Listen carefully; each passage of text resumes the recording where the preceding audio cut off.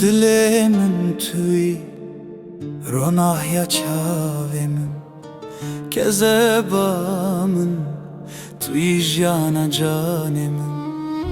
Çavên te reşin wekî şevên bêsterk, lê di dilê min de tu ronî dikî her der.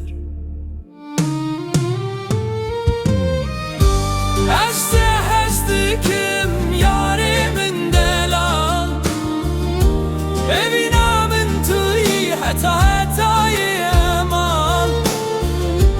Di her nefesê de navê te dibêjim, tuyî dilketiya min, tuyî evîna min, tuyî evîna min. Gula min ya li ser çiyayên bilin, bi bêhna te dilê min dibe şah û şîrîn.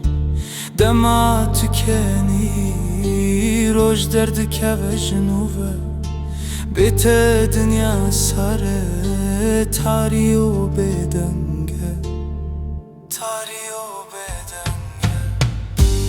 Ez de hez dikim yarê min delal, evîna min tuyî heta hetayê emal. Di her nefesê de navê te dibêjim, tuyî dilketiya min, tuyî evîna min, tuyî evîna min. Canê min, were nêzîkî min, di şevên dirêj de tenê, tuyî hêviya min.